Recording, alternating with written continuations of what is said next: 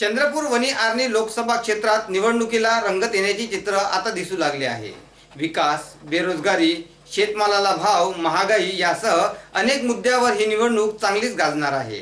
या निवडणुकीचं वैशिष्ट्य म्हणजे भाजपाने महाराष्ट्राचे बलाढ्य नेते वनमंत्री सुधीर मुनगंटीवार यांना रिंगणात उतरविले आहे, तर काँग्रेस पक्षातर्फे दिवंगत खासदार बाळू धानोरकर यांच्या पत्नी आमदार प्रतिभा धानोरकर यांना तिकीट देऊन रिंगणात उतरविले आहे। त्यामुळे ही निवडणूक रंगतदार होणार हे स्पष्ट झाले आहे। याबाबत निंबाडा येथील शेतकरी आणि ॲडव्होकेट कॉम्रेड दिलीप परचाके यांचे उमेदवाराविषयी आणि पक्षाविषयी मत जाणून घेतले। बघूया काय म्हणाले सध्या राजकारणाविषयी। ग्रामीण भागातून वनी शहरात आलेले शेतकरी आहे। काय नाव तुमचं? कुठं राहता तुम्ही?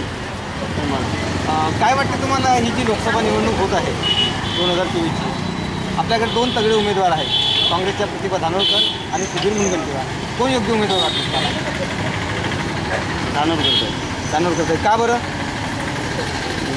शेतकऱ्याला भाव नाही मिळत, कापसाला भाव नाही मिळत, तुरीला योग्य भाव नाही मिळत, बियाणाचे भाव ह्यानं वाढलेले भाजपच्या सरकारमध्ये। हो, त्याच्यामुळे प्रतिभा काही धानोरकर नाही योग्य वाटतं।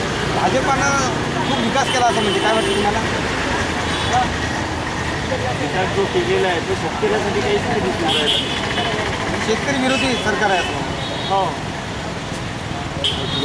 शेतकरी विरोधी सरकार आहे असं या ग्रामीण भागातील युवकाचं म्हणणं आहे। चंद्रपूर वनी आर्णी लोकसभा निवडणुकीची रणधुमाळी सुरू झाली आहे आणि लोकसभेचे प्रमुख उमेदवार म्हणून काँग्रेसच्या प्रतिभाताई धानोरकर आणि BJPचे सुधीरभाऊ मुनगंटीवार, सोबतच वंचितचे वेले असो की बहुजन समाज पार्टीचे उमेदवारही या असे एकूण जवळपास 15 उमेदवार रिंगणात आहे। या निवडणुकीविषयी काय वाटते यासोबत आपण नागरिकांच्या प्रतिक्रिया जाणून घेणार आहोत। आपल्यासोबत कॉम्रेड ॲडव्होकेट दिलीप परचाके आहेत, आपण त्यांची प्रतिक्रिया काय आहे हे जाणून घेणार आहोत। वकील साहेब, कसं बघतो तुम्ही या निवडणूक? समजा अगर 2024 या वर्षामध्ये या ज्या काही लोकसभेच्या निवडणुका होऊ घातलेल्या आहे, या निवडणुका अत्यंत महत्त्वाच्या निवडणुका जनतेसाठी असणाऱ्या आहे।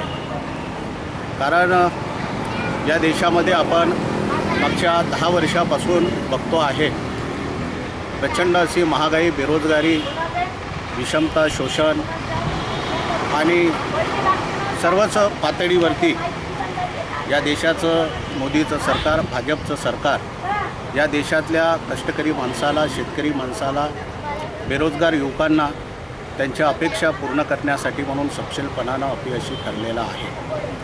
आणि हे सरकार जात आणि धर्माच्या नावावरती या ठिकाणी राजकारण करून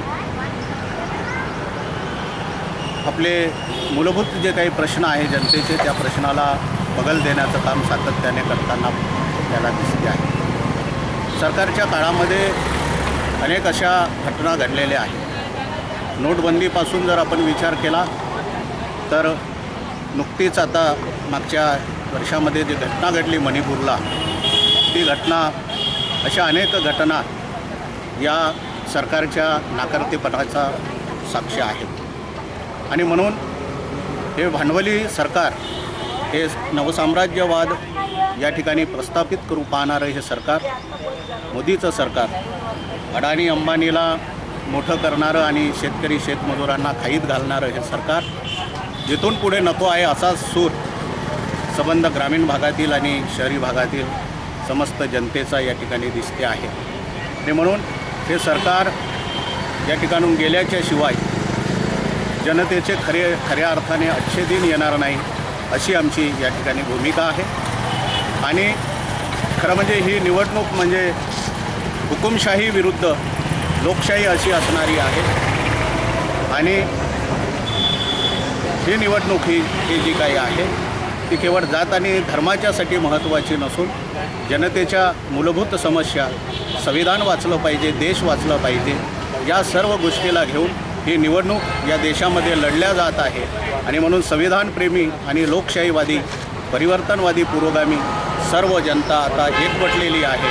आणि या देशातील विविध पक्ष एकत्रित येऊन या ठिकाणी इंडिया नावाची आघाडी भारतामध्ये निर्माण झाली आणि निश्चितपणानं या निवडणुकीमध्ये इंडिया आघाडीला प्रचंड असं बहुमत मिळेल आणि विजयी होईल इंडिया आघाडी असा त्या ठिकाणी म्हणणं आहे। दुसरी गोष्ट, चंद्रपूर आर्णी वणी हा लोकसभा क्षेत्र जे आहे, या लोकसभा क्षेत्रामधून या ठिकाणी इंडिया आघाडी आणि महाराष्ट्रातल्या महाविकास आघाडीच्या वतीने त्या ठिकाणी प्रतिभाताई दानोरकर यांना उमेदवारी दिलेली आहे। मार्क्सवादी कम्युनिस्ट पक्ष हा आमचा पक्ष इंडिया आघाडीतील प्रमुख असा एक घटक पक्ष आहे आणि मार्क्सवादी कम्युनिस्ट पक्षाने या देशातली ही दमनकारी सत्ता, ही भांडवली सत्ता, ही मोदीची जातपात विरोधी सत्ता ही आम्हाला या देशामधून घालवायची आहे आणि म्हणून आम्ही मार्क्सवादी कम्युनिस्ट पक्षाचे कार्यकर्ते या सत्तेला या देशातून घालवण्यासाठी आणि संविधान, लोकशाही आणि देश वाचवण्यासाठी पुढे आलेलो आहोत आणि म्हणून या अनुषंगाने मी जनतेला आवाहन करतो आहे की संविधान, देश, लोकशाही जर आपल्याला वाचवायची असेल आणि आपले मूलभूत हक्क, अधिकार आपल्याला आपल्या पदरामध्ये पाडून घ्यायचे असेल आणि भयमुक्त जीवन या देशामध्ये जर जगायचं असेल तर निश्चितपणाने भाजपचा पाडाव केल्याशिवाय पर्याय नाही आणि त्या रीतीनं जनतेने कामाला लागावं।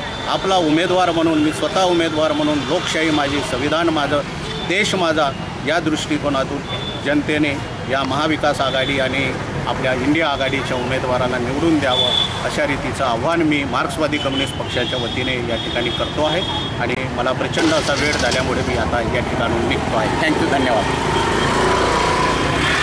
आता आपण बघितलं कॉम्रेड दिलीप परसाके यांची प्रतिक्रिया।